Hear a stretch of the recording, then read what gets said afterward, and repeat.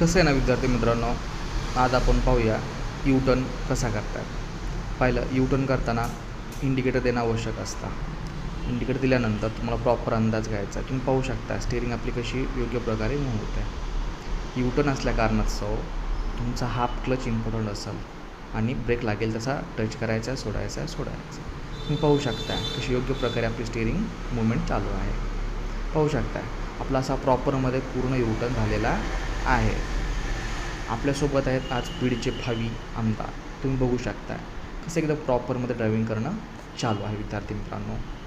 तर विद्यार्थी मित्रांनो तुम्ही पाहू शकता की समोर एक मोठा चौक आहे. पाहता त्या चौकात न जायचं आपल्याला लेफ्टला. आपल्याला माहिती आहे जायचं कुठे, लेफ्टला.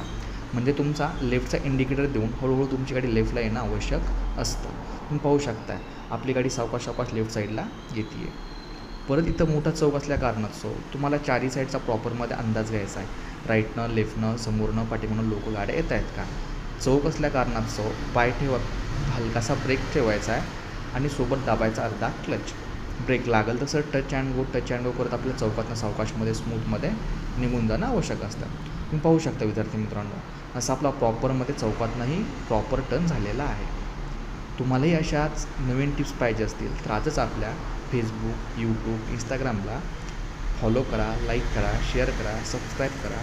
थँक्यू.